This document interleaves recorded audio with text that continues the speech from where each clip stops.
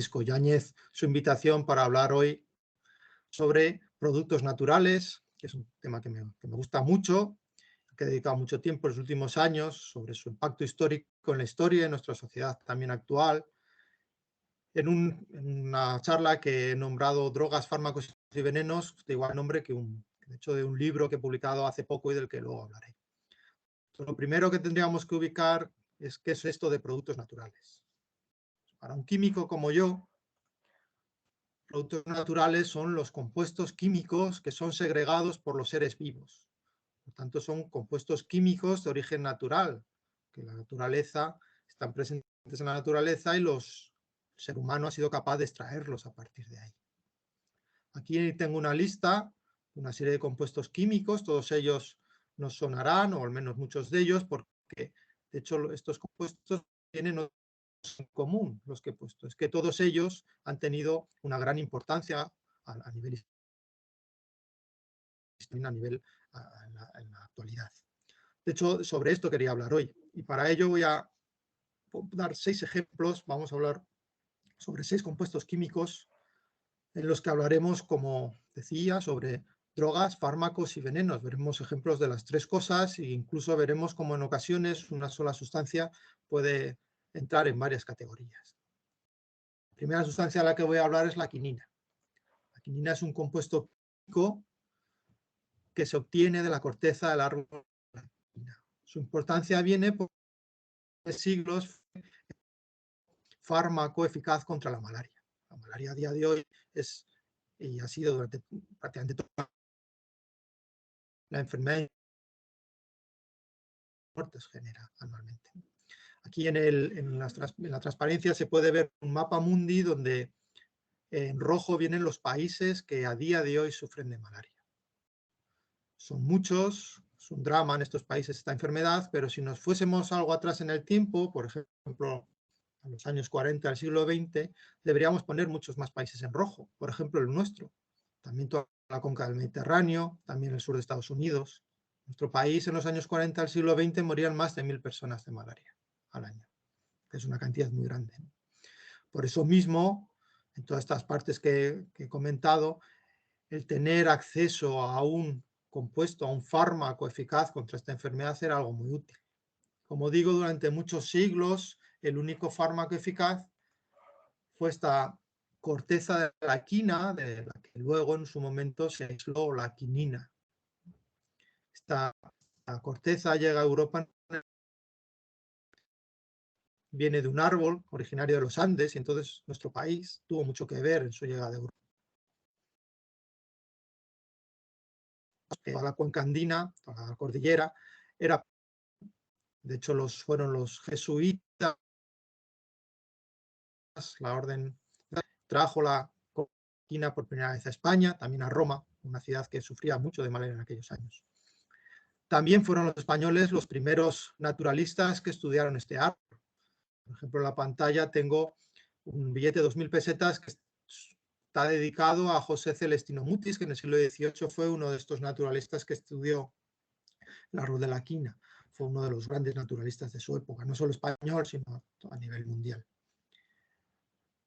Esta corteza llegaba a Europa siendo sin llegar a estar cultivado en ningún momento los árboles, sino que se utilizaron siempre con árboles silvestres, lo que hizo que en un momento dado empezasen a escasear.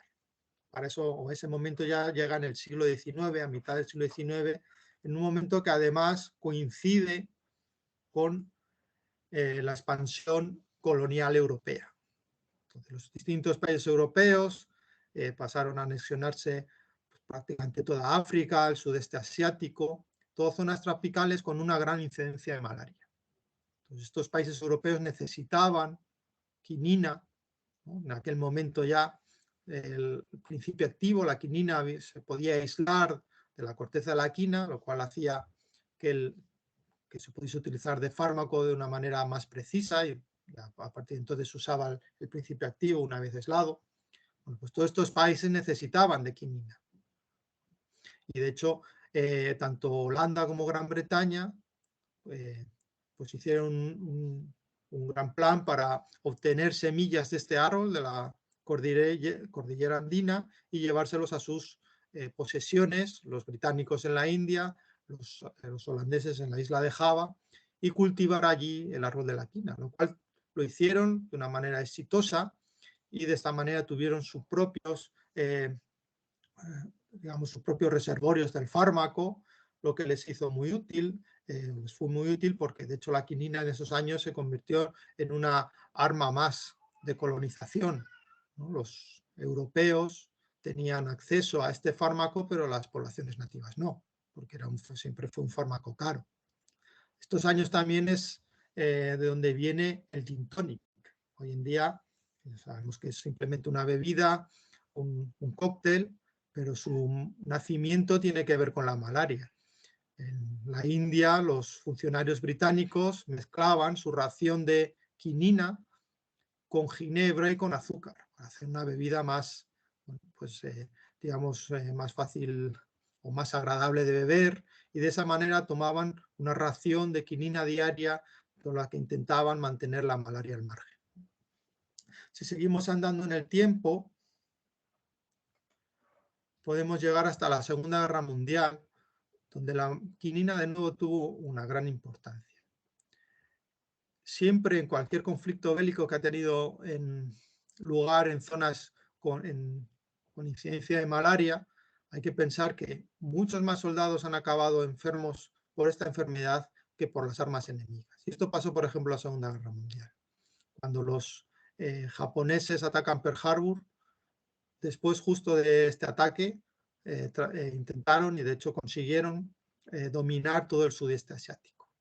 Con eso consiguieron pues dominar esa isla de Java que antes he comentado, en la que se cultivaba ya el árbol de la quina, y de hecho en aquel momento las plantaciones de la isla de Java eran los principales productores de quinina del mundo. Hay que pensar que en los Andes, en la zona original, nunca se llegó a cultivar este árbol, con lo cual los cultivos que hicieron los holandeses en sus posesiones en un momento dado fueron la principal fuente del fármaco. Bueno, los japoneses tomaron todo el sudeste asiático y dejaron a los aliados sin quinina, en una zona en la que había gran incidencia de ella. Y fue un gran problema para los aliados, del que salieron a flote solamente gracias a que fueron capaces de utilizar distintos antipalúdicos sintéticos que curiosamente habían desarrollado su enemigo, Alemania, unos años antes. ¿Y por qué Alemania? Bueno, hay que pensar que en la Primera Guerra Mundial la situación de no acceso a la quinina que tenían en ese momento los aliados, la habían tenido los alemanes por razones parecidas.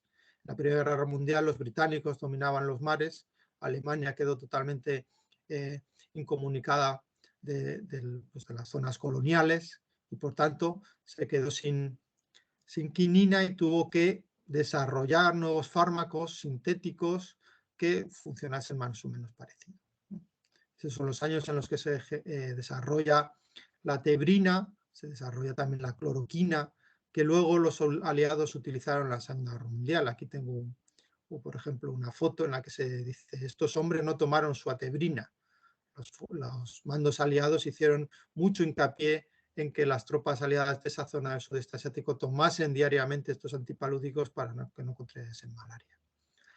Bueno, hasta ese momento, desde el siglo XVII hasta mitad del siglo XX, son 300 años en los que la quinina fue un antipalúdico muy eficaz, pero en toda enfermedad infecciosa llega un momento en que el agente patógeno, en este caso el Plasmodium, va adquiriendo resistencias y llega un momento que los fármacos dejan de funcionar, o dejan de funcionar bien. Esto ocurrió con la quinina. De hecho, a partir de esos años, durante un periodo, el antipalúdico de referencia fue la cloroquina, pero llegó otra guerra en la que ambos bandos vieron cómo las cepas de malaria que en aquel momento había en Vietnam eran resistentes tanto a la quinina como a la cloroquina, como a todos los antipalúdicos conocidos. Tuvieron un gran problema ambos bandos porque, lo dicho, había muchos más soldados en los hospitales presos de la malaria que por balas enemigas. Entonces ambos bandos buscaron la manera de paliar esto. Los estadounidenses, con su potente, ¿no?, armamento y potente ciencia investigadora detrás, y consiguieron de hecho desarrollar una serie de antipalúdicos que se siguen utilizando hoy en día, como el Ariam. Los norvietnamitas no tenían esta potencia, ¿no?, como investigadores, como científicos, y tuvieron que acudir a sus socios, que en aquel momento era la China de Mao Zedong, ¿no? Y la China de Mao hizo un gran proyecto que ha sido, con los años se vería que fue un gran regalo para toda la humanidad. La China de Mao inicia el proyecto 523, donde trabajaron centenares de investigadores chinos en la búsqueda de nuevos antipalúdicos, tanto sintéticos como de origen natural. Particularmente tuvo éxito la doctora Yu Tu, que encontró la artemisinina, este producto natural que se obtiene de la artemisia, una planta que de hecho se utiliza en la medicina tradicional china desde hace miles de años como antifebrífugo contra la fiebre. Pues con gran suerte se vio que la artemisinina era muy eficaz contra la malaria, y de hecho a día de hoy es el antipalúdico de referencia. Hoy en día en África, cuando se contrae malaria, la terapia es utilizada, son lo que se llaman terapias combinadas con artemisinina, en las que se mezcla este producto natural con un antipalúdico sintético menos eficiente, pero de efecto más prolongado. Con esto lo que se trata es de evitar lo posible la aparición y el aumento de resistencias de la Plasmodium a este fármaco, porque el día que que este fármaco deje de funcionar habrá que buscar otra alternativa que ahora mismo no existe. Ahora mismo no se conoce otro compuesto tan eficaz como él. Bueno, ese día llegará, sin duda llegará, porque siempre todos los fármacos contra enfermedades infecciosas tienen fecha de caducidad. Los patógenos evolucionan y evolucionan para conseguir pues evitar ser dañados por los fármacos que utilizamos nosotros. Por eso la importancia que debería o que tiene buscar nuevos antipalúdicos, un área que está parcialmente olvidada y que es fundamental. Pero pasamos ya, hemos hablado de dos compuestos químicos, la quinina y la artemisinina, dos fármacos. Vamos a hablar de un tercero, como es la morfina, calmante contra el dolor, que también puede ser utilizada y también, de hecho, es una droga, ¿no? Una sustancia que puede verse, y de hecho es las dos cosas. ¿De dónde se obtiene la morfina? La morfina se obtiene del opio, que eso es un látex generado por el fruto de la dormidera. Es un tipo de amapola. Este compuesto se conoce desde antiguo, tiene una historia súper rica, bastante dramática.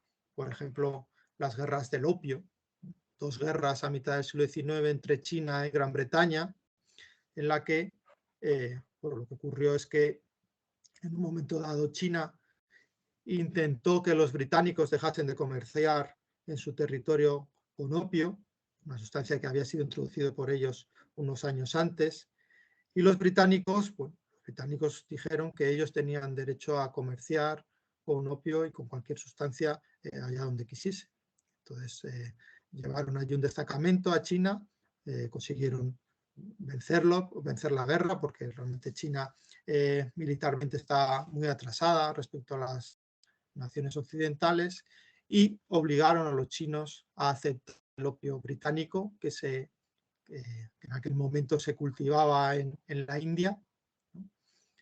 En dos guerras, tras la cual, la Segunda Guerra, quedó China, su economía totalmente colapsada, quedó, por ejemplo, Hong Kong en manos británicas, y es el momento también en que, a partir de esa guerra y del final de esa guerra y de las consecuencias económicas que tuvo, la gran emigración china, los barrios chinos por ejemplo, de California, de San Francisco, de Perú, de Lima, ¿no? Todos estos barrios chinos se nacen, digamos, a partir de ese momento en el que la población china tiene que abandonar su país en muchos casos para poder vivir. Bueno, como digo, el opio y la morfina tiene una historia muy larga, tampoco me quiero alargar demasiado, y sí que me gustaría hablar de otro momento que es bastante curioso, que es cuando nace la heroína. La heroína, pues, la conocemos hoy en día, una droga, un narcótico de referencia, digamos, el compuesto que quizás cause más problemas junto a la cocaína cuando hablamos de narcotráfico. ¿Dónde sale la heroína? La heroína no es más que un compuesto químico que se obtiene a partir de la morfina por una reacción química a día de hoy bastante sencilla, que una reacción de acetilación. Por tanto, es un derivado de la morfina, que curiosamente su nacimiento coincide y está totalmente relacionado con el del fármaco más utilizado en el pasado siglo y pico, como es la aspirina. Ambos, tanto heroína como aspirina, son derivados de productos naturales. La heroína, ya he dicho, de la morfina, la aspirina del ácido salicílico. Y ambos fueron desarrollados en el mismo momento por Bayer, por la compañía farmacéutica Bayer. La compañía, a final del siglo XIX, tuvo la idea, hizo un proyecto en el cual distintos productos naturales muy eficaces, pero con efectos secundarios. La morfina era adictiva, al igual que es la heroína. El ácido salicílico es muy útil, pero era ácido y generaba problemas estomacales. Pues hacer derivados a partir de ellos que mantuviesen esa actividad, pero limitasen esos efectos secundarios. Bueno, la aspirina realmente fue un éxito y a partir de que llega al mercado es un fármaco muy utilizado, sigue siéndolo a día de hoy. La heroína, de alguna manera, también podemos verlo como un éxito en cuanto que es un compuesto que ha tenido un gran impacto a nivel mundial, que llegó también a su uso a través de las farmacias. Hay que pensar que se empezó a vender, por ejemplo, como antitusivo, y es un momento en que había mucha tuberculosis en Europa, eran las enfermedades más problemáticas, porque no había antibióticos. Estamos hablando del final del siglo XIX, principio del XX, todavía no había antibióticos. La tuberculosis era un problema tremendo y el tener un compuesto que pudiese impedir que los tuberculosos vomitasen sangre cuando tosían, bueno, pues era algo eficaz y de esa manera fue el inicio de la heroína en el mercado. A partir de ahí, bueno, en un momento dado empezó su carrera como narcótico. En un momento dado también como narcótico ilegal. Hay que pensar que todas estas sustancias, la morfina, la heroína, a comienzos del siglo XX eran totalmente legales y no había ningún tabú social sobre ellas. O sea, a principios del siglo XX, cuando se les empieza a ver de otra manera, se les acusa de una serie de problemas sociales, se les ilegaliza, pero curiosamente, en un momento dado se legaliza la morfina, que era una sustancia mucho más conocida, pero no la heroína, que era una sustancia relativamente nueva, poco conocida, y ahí hubo un transcurso de varios años en el que la morfina fue ilegal y la heroína legal, en el que este compuesto químico, bueno, pues pasó a ser el narcótico ilegal de referencia.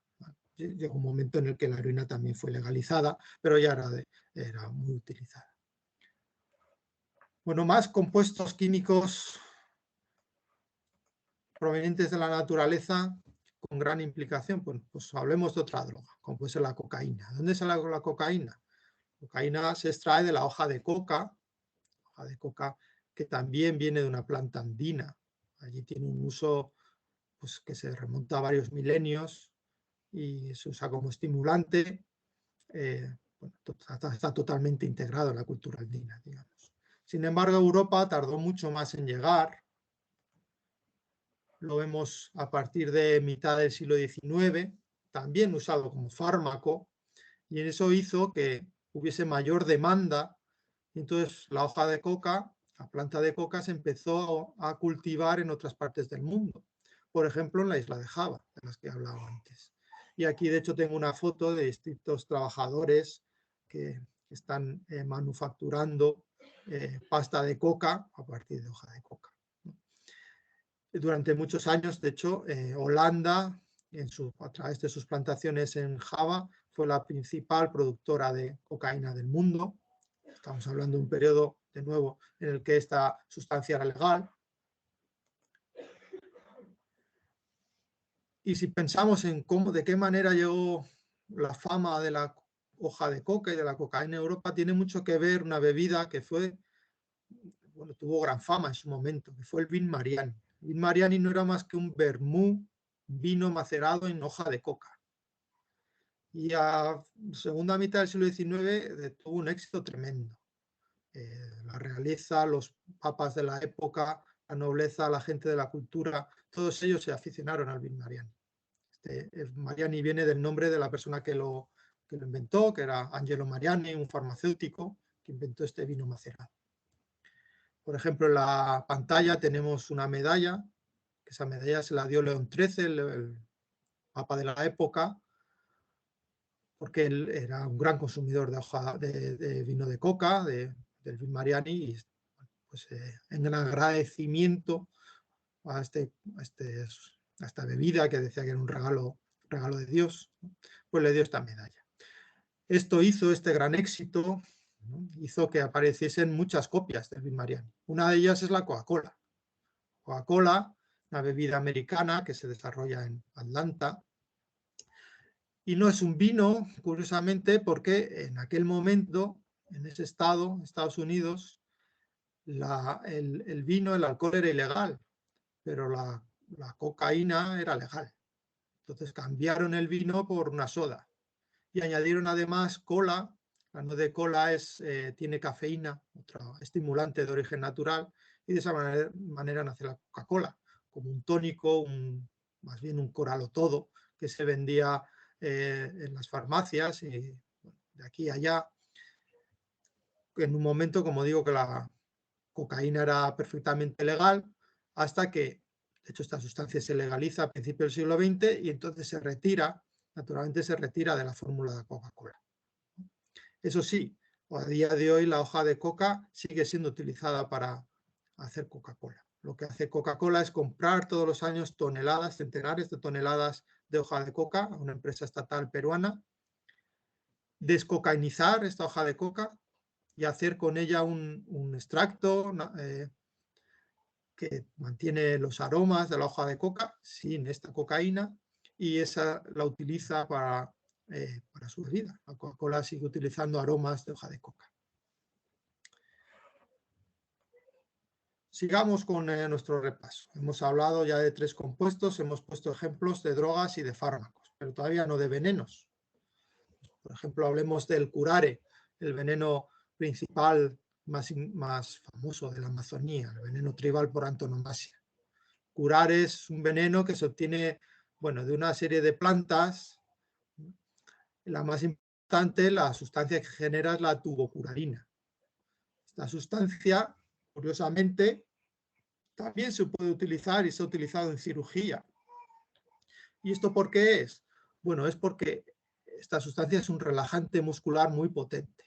Si mata el curare se conoce, de hecho, desde el siglo XVI, ¿no? Las crónicas españolas, los conquistadores españoles en la zona de la selva amazónica, la cuenca del Orinoco, ya hablan de las flechas emponzoñadas, ¿no? Y del enorme miedo que le tenían.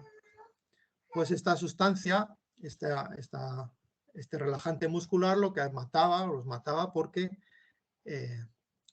mientras hacía efecto, el diafragma y los distintos músculos que son esenciales para la respiración dejaban de funcionar, ¿no? Y al dejar de funcionar el diafragma, pues no podemos hacer la inhalación, y la gente o los animales que cazan con estas flechas o estos dardos mueren al final asfixiados.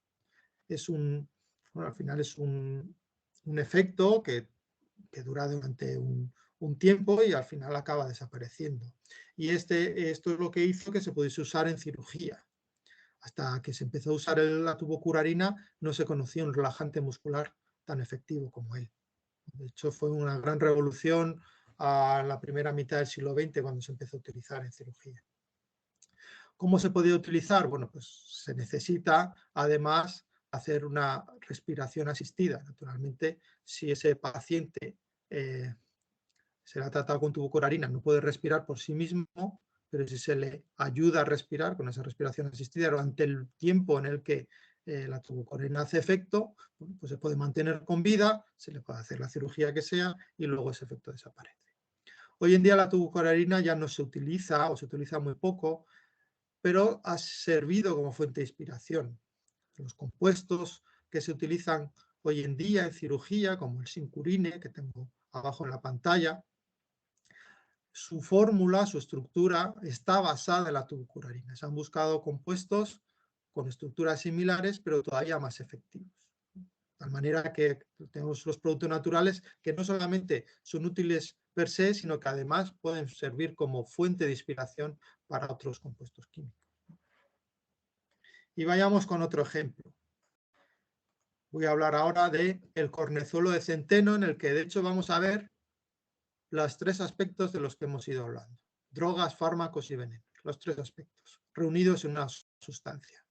Cornezuelo de centeno es un hongo parásito de este cereal y aparece cuando se guarda en malas condiciones, en condiciones de humedad.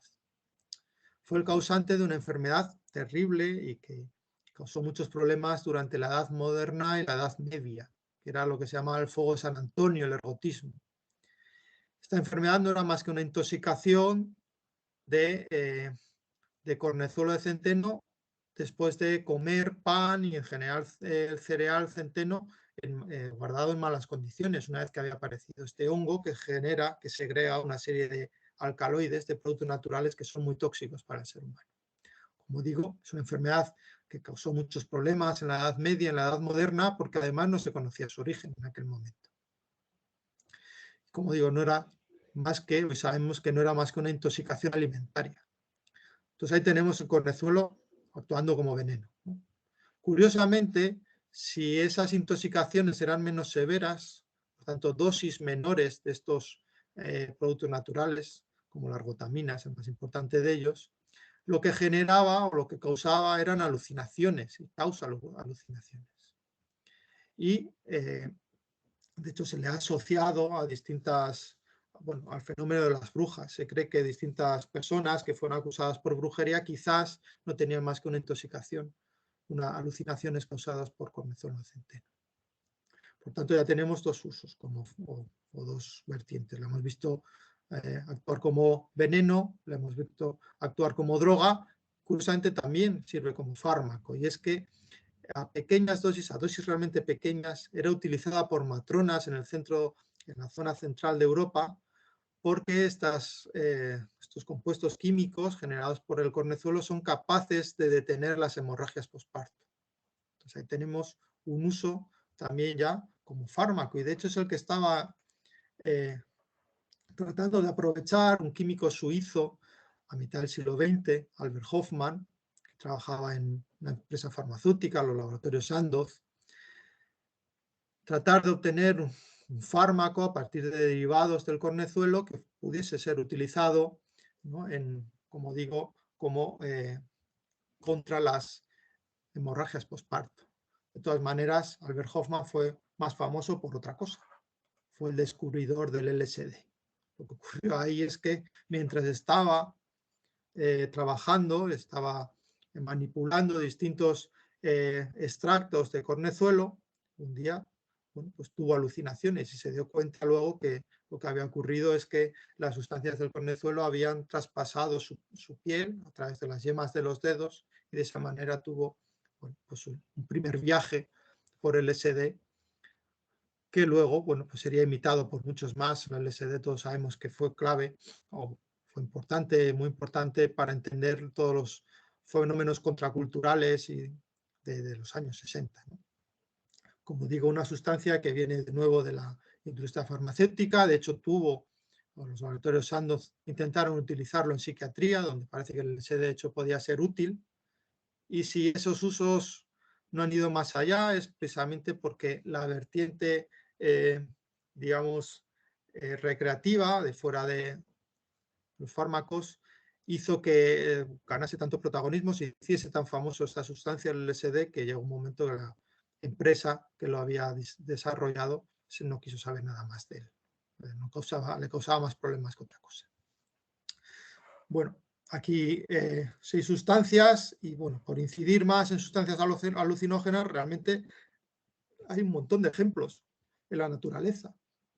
Y de hecho en todas las partes del mundo tenemos ejemplos tanto en Europa, las denominadas plantas de las brujas, ¿no? El beleño, la mandrágora, la belladona, son todas sustancias que generan escopolamina, es una sustancia que también es alucinógena.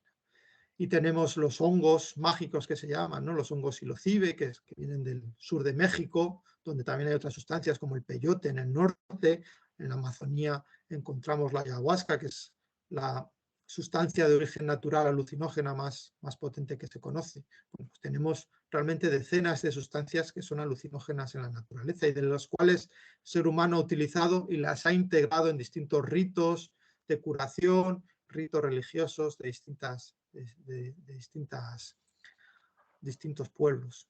Bueno, pues hasta aquí este recorrido a través de 6 sustancias en las que hemos visto tanto drogas como fármacos como venenos, ¿no?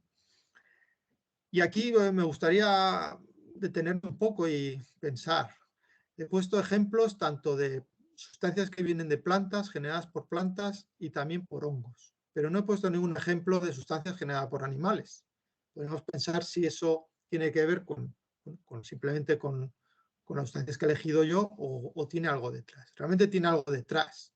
Realmente tanto plantas como hongos son mucho más ricos en productos naturales que los animales. ¿Cuál es la razón de esto? Bueno, la razón tiene que ver con que nosotros, cualquier animal que pueda moverse, pues, es capaz de huir de sus depredadores y también tratar de, pues de limitar a sus parásitos, cosa que no pueden hacer ni las plantas ni los hongos. Pero no por eso dejan de tratar de luchar y son auténticos expertos en guerra química. Entonces hay que pensar, sustancias venenosas, pues son aquellas que son tóxicas para los mamíferos, que son depredadores, evidentemente, de muchas plantas, de muchos hongos, ¿no? Y luego hay sustancias que los usamos como fármacos, ¿no? He hablado de, por ejemplo, contra la malaria. También podríamos tener, por ejemplo, los antibióticos en distintas enfermedades infecciosas, donde se usan muchos fármacos de origen natural. Son sustancias generadas por estos seres vivos para tratar de luchar contra sus propias infecciones. Y a veces pues pueden tener uso, podemos aprovecharlas, el ser humano ha sido capaces de aprovecharlas. Bueno, hasta aquí ese recorrido por esas 6 sustancias y para una segunda parte de la charla, trataré de ser más breve, voy a hacer una pequeña cronología del conocimiento en productos naturales. Pues por ejemplo, una primera pregunta que nos podemos hacer es ¿desde cuándo el ser humano utiliza plantas medicinales? Yo creo que se puede afirmar sin duda que el uso de plantas medicinales es anterior al ser humano. Lo compartimos con muchos animales. En la pantalla he puesto, por ejemplo, a los chimpancés que utilizan plantas medicinales y además con cultura.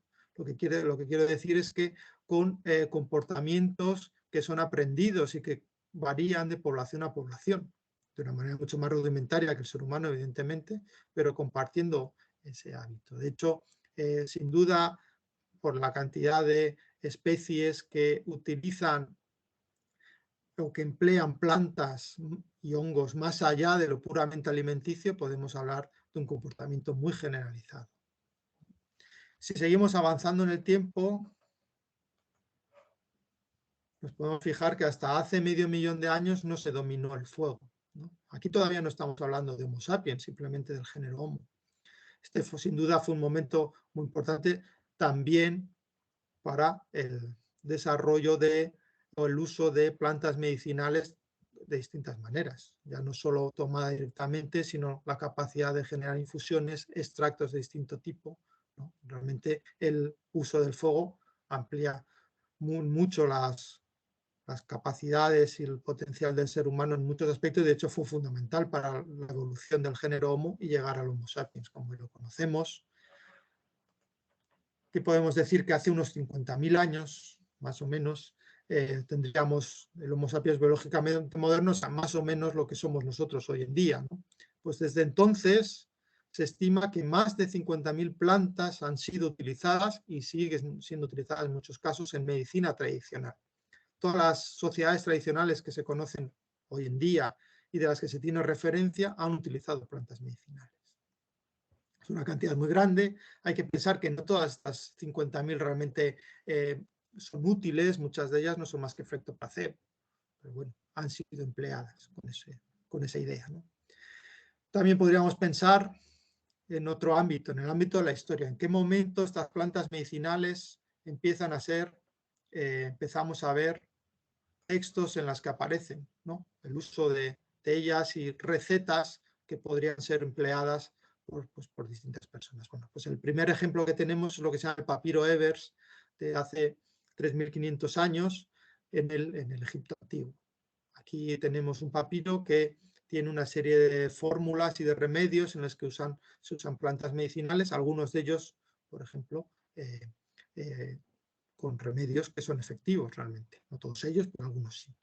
Y si nos vamos al primer autor, o pensamos en el primer autor conocido que escribió sobre esto, encontramos a Dioscórides en el siglo I después de Cristo. Dioscórides era un médico que trabajaba para el Imperio Romano, para las legiones romanas en lo que hoy en día es Anatolia.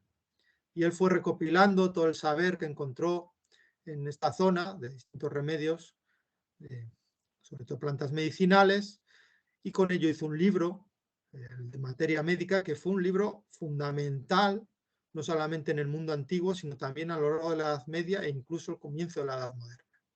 Fue traducido a las principales lenguas, por ejemplo, hasta el siglo XVI, sigue siendo traducido, por ejemplo, al español. Y fue, como digo, un texto fundamental, la gran referencia, digamos, en este campo durante 1500 años. De todas maneras, el siglo XVI también, evidentemente, es importante en este campo si pensamos que se descubrió América. Antes he hablado de hasta dos plantas muy empleadas, ¿no? Como puede ser la corteza de la quina, la hoja de coca, ¿no? Que vienen de América. Bueno, pues todas esas plantas empezaron a aparecer en Europa a partir del descubrimiento de América. España tuvo un papel, por tanto, muy importante. Y, por ejemplo, tenemos médicos en el siglo XVI españoles. España estaba en aquel momento totalmente a la vanguardia de la medicina europea, ¿no? Sus libros eran traducidos y muy leídos en toda Europa. Uno de ellos, en este campo, quizás el más importante, fue el de Nicolás Monardes. Era un médico sevillano, curiosamente, que nunca fue a América, siempre estuvo ubicado en Sevilla, pero traficaba, tenía distintos negocios en América y, por ejemplo, le enviaban muchas plantas medicinales americanas, también semillas que él cultivaba en un jardín en su casa, y escribió un libro, una historia medicinal de las cosas que se traen de nuestras Indias occidentales, que es capital en el siglo XVI. Se tradujo a todas las lenguas europeas y es el libro principal a través del cual los médicos europeos conocieron esas plantas que venían de América. Si seguimos avanzando en el tiempo y ya entrando en el siglo XIX, siglo XX, ¿no? Estos últimos 200 y pico años, en los cuales podemos decir que la ciencia realmente ya se va sistematizando y va formando esta cantidad de conocimientos tan importantes, ¿no? Y que tanto han cambiado nuestra vida, ¿no?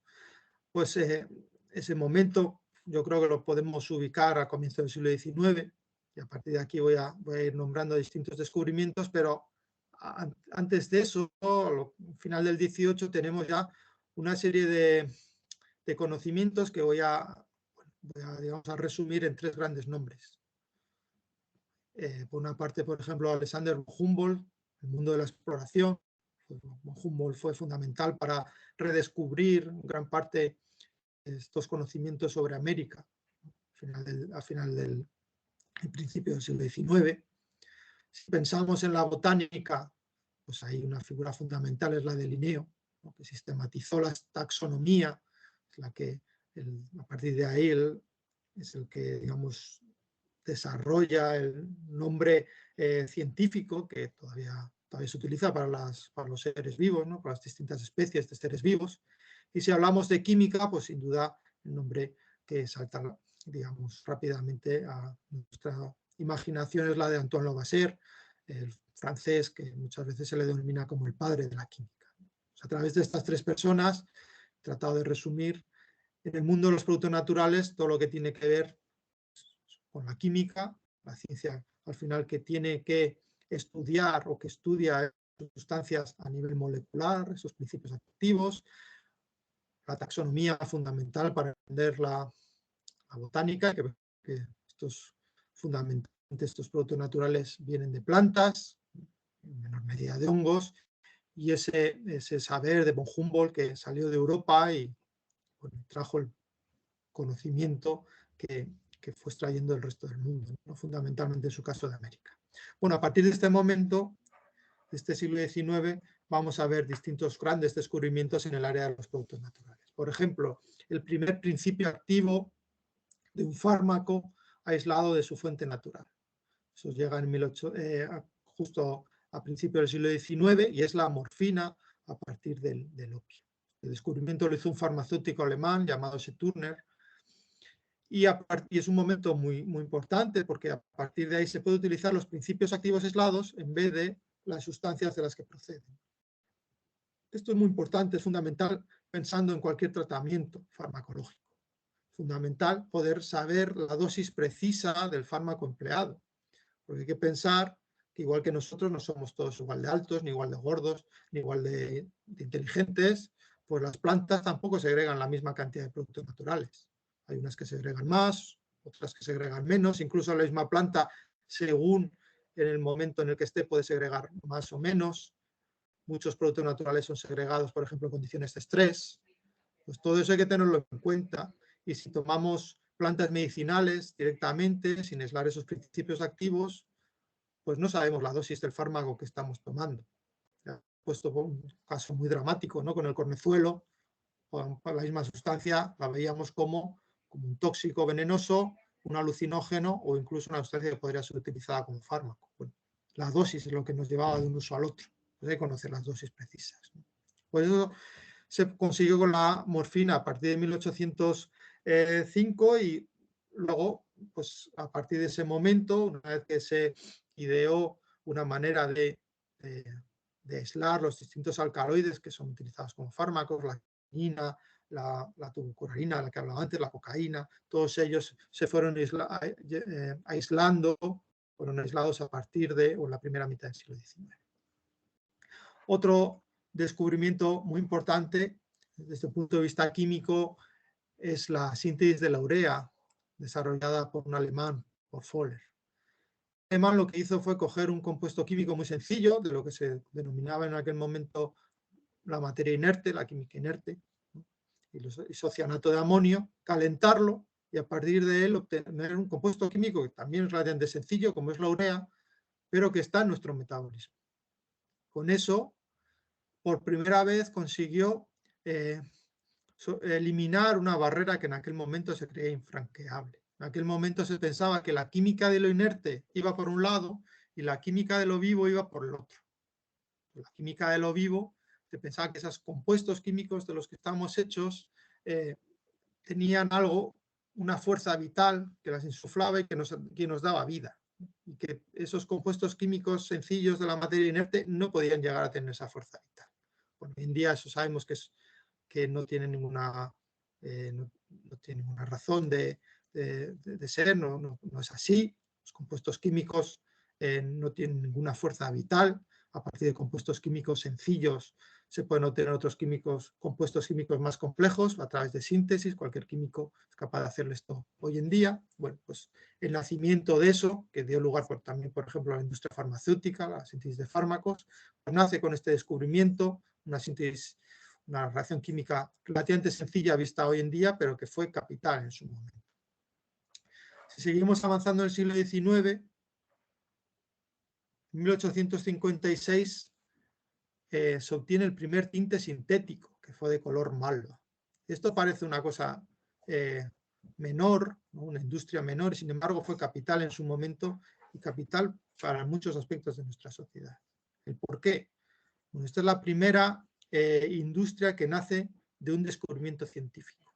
Hasta aquel momento la ciencia era vista como una actividad, bueno, de cierta utilidad, que fundamentalmente hacía gente que tenía tiempo libre, ¿no? Gente con dinero, con mucha curiosidad, evidentemente, grandes científicos, muchos de ellos, pero casi todos les unía lo mismo, que era, bueno, pues gente adinerada que se lo podía permitir. Este descubrimiento, el primer tinte sintético, hasta este año 1856 solo se conocían tintes naturales y eran tremendamente caros, normalmente eran muy caros, ¿no?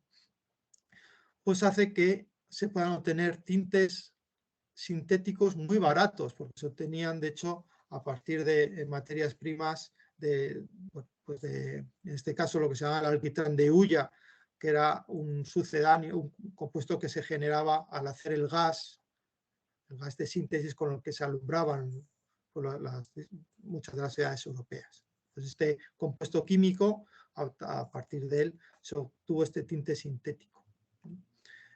¿Cómo lo hizo Perkin? Pues curiosamente, aquí hay un cuadro de este señor, un gran científico británico, pero cuando lo hizo era un chaval de 18 años. Era un chaval de 18 años que era un estudiante de química, no era nada más. Su profesor en clase había estado hablando sobre la importancia de la quinina y había hablado sobre la posibilidad de sintetizar quinina de una manera en la que no se necesitase la naturaleza, para que no se necesitasen las fuentes naturales. Y este chaval de 18 años se fue a su casa, en un laboratorio que tenía en casa, e intentó hacer quinina. Bueno, eso en su momento era totalmente imposible, pero como premio a esa audacia, su premio fue obtener una sustancia que teñía de violeta la seda primero y luego también vio que el algodón. Su segunda gran audacia fue empezar una pequeña industria familiar a partir de este descubrimiento. Y a partir de ahí tuvo el gran impacto, porque tuvo un éxito tremendo. Por ejemplo, ahí tengo una imagen de la reina Victoria, que en su momento se vistió de malva con este tinte sintético para la boda de su primogénita. Fue toda una revolución, es un gran éxito que llevó a muchos químicos, tanto en Gran Bretaña como en Alemania, el país más potente en aquel momento en el mundo de la química, a entrar en este campo. Y eso cambió, por ejemplo, las universidades. Hay que pensar con lo que decía antes. Las universidades hasta ese momento eran sitios relativamente pequeños en los que pues que entraba poca gente porque no había industrias detrás que demandasen pues todos estos técnicos que empezaron a demandar a partir de entonces. Primer, como digo, descubrimiento científico que acarreó un gran beneficio económico y eso cambió la mentalidad pues de mucha gente. Bueno, pero sigamos avanzando. Esos mismos años son también los años en los que se avanza la teoría microbiana de la enfermedad, con Pasteur como gran nombre, ¿no? Aquí, que es fundamental, evidentemente, hasta que no se consiguió entender el origen de las enfermedades infecciosas, no se podía, pues es imposible saber cómo tratarlas, ¿no? Por lo tanto, es un gran descubrimiento. A final ya del siglo XIX, 1899, es cuando la aspirina llega al mercado, lo cual es algo de gran importancia desde varios puntos de vista, ¿no? Estamos hablando de un fármaco que se vendía en grandes cantidades y para eso necesitas una industria química muy potente detrás. Industria química que nació con ese tinte sintético, la industria de los tintes sintéticos, luego derivó a la síntesis de un montón de compuestos químicos más, por ejemplo, los fármacos, ¿no? Curiosamente, decía antes que la aspirina tiene el ácido salicílico, que es un producto natural, pero el ácido salicílico que se obtiene que se usa para la aspirina no viene de la naturaleza. Se puede obtener de manera más barata y más eficiente por síntesis química y de la manera que lo utilizó Bayer y lo empleó Bayer y que se ha venido usando, como decía antes, la aspirina, posiblemente el fármaco más empleado a lo largo del siglo XX y lo que llamamos del XXI.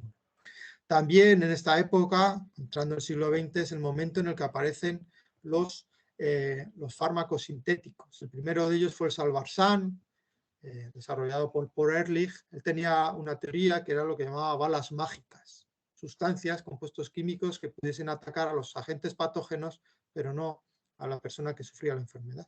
Eso es básicamente un fármaco. Pues el primero de ellos, este Salvarsan, fue empleado contra la sífilis. Y si seguimos avanzando, pues por ejemplo nos vamos ya a 1941, en plena Segunda Guerra Mundial, que es cuando se desarrolla la penicilina, el primer antibiótico que abre una auténtica nueva era en la historia del ser humano.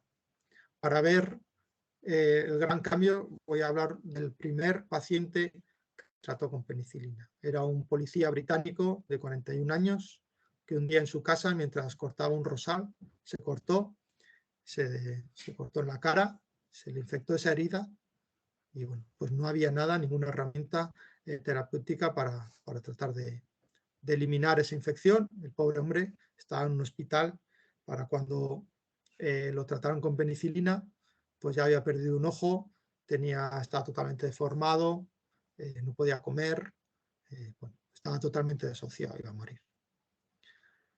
Howard Florey, que llevaba el grupo de investigación que más hizo por el desarrollo de la penicilina, a pesar de que Fleming tiene más fama. Fleming fue la persona que inició estos estudios, pero él nunca, Fleming lo que hizo fue darse cuenta de que el jugo del penicillium era capaz de matar bacterias. Pero bueno, digamos que él terminó ahí porque no fue capaz de ir más allá. El grupo de Florey, en el que también estaba Ernst Chain, fue la persona que fue capaz de aislar la penicilina, de hacer los primeros estudios animales y ver realmente que podía actuar como antibiótico, y también hacer el primer estudio en humanos.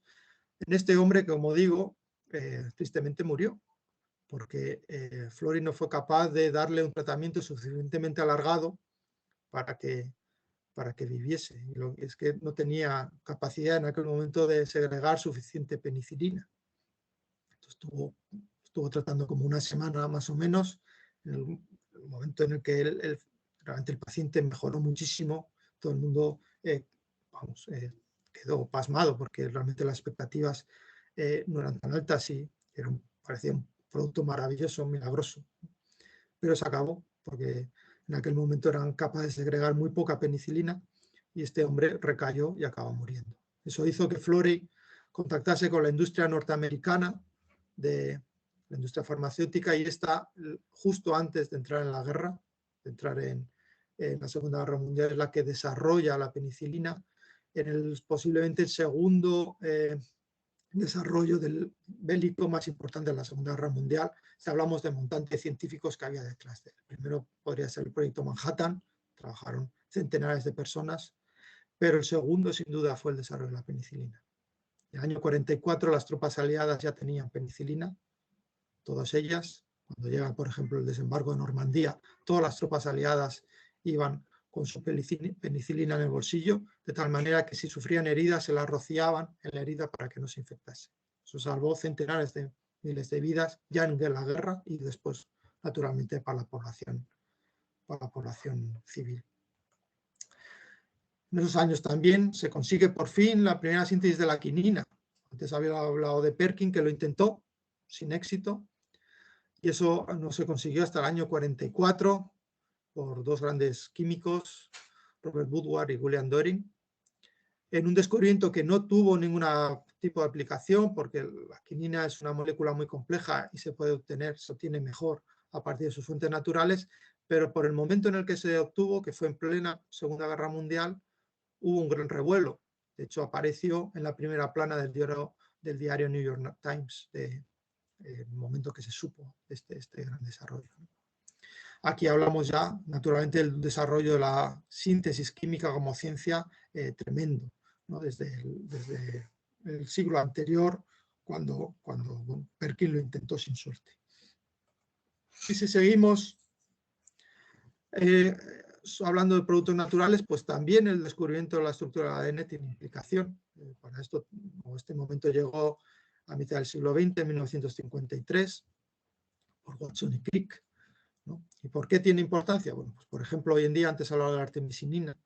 La artemisinina hoy en día se puede obtener a partir o bien de la planta que la segrega, la artemisia, o bien a partir de una levadura modificada genéticamente, que se modificó para que fuese capaz de segregar, no la artemisinina en sí, pero sí que un precursor a partir del cual es muy fácil, o en pocos pasos se puede obtener ese compuesto, la artemisinina.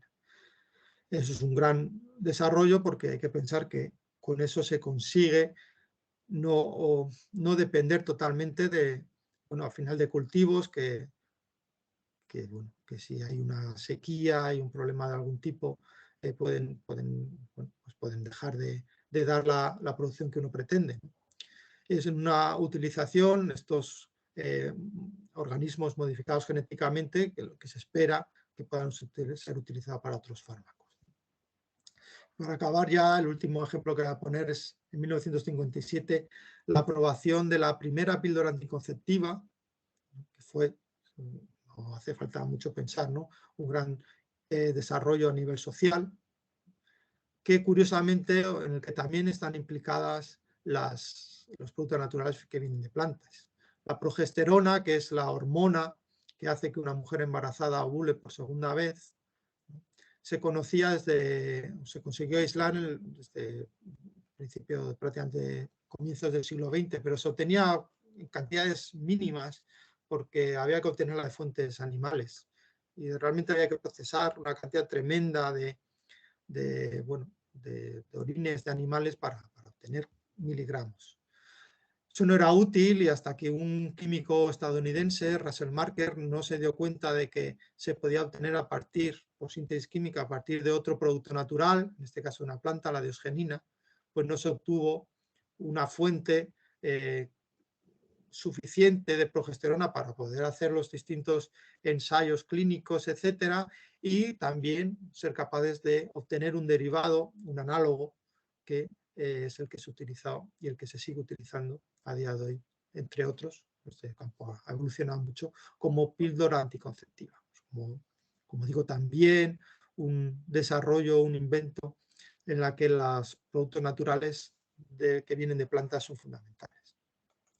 Y para acabar, unos datos, ¿no?, a día de hoy. Pues, por ejemplo, el primero, el 80% de la población mundial sigue utilizando plantas medicinales. Hay que decir que todo este porcentaje no lo hace por gusto, no lo hace por la moda naturista que hay en Europa y en Estados Unidos, lo hace porque no tiene acceso a la medicina moderna. La medicina moderna es mucho más útil que las medicinas tradicionales, que toda esta medicina naturista. ¿Por qué? Bueno, pues porque ha integrado lo mejor de ese saber. Como pongo ahí abajo, 1/3 de los fármacos actuales tienen su origen en productos naturales. O sea, los productos naturales están presentes en nuestra farmacopea. Hay que pensar que no son, digamos, dos cosas aisladas. Por un lado, la medicina tradicional, plantas medicinales, y por otro lado, medicina moderna. Lo que ha hecho la medicina moderna es coger esos principios activos que se sabe que realmente funcionan e integrarlos en la farmacopea. Y dejar de pensar desde el punto de vista del origen de un fármaco, de una sustancia útil, sino en sus beneficios. La farmacopea, los fármacos que empleamos, o algunos vienen de origen sintético, otros vienen de origen natural. Son igual de válidos, no hay diferencia en ellos, ni hay por qué hacer diferencias que no nos llevan a mejorar nuestra salud. Entonces, como digo, todavía hoy en día se sigue investigando en productos naturales y se siguen desarrollando principios activos de productos naturales o de plantas medicinales que son muy útiles como fármacos. Aquí en la pantalla tengo varios ejemplos que se siguen utilizando a día de hoy y se seguirán utilizando sin duda en el futuro.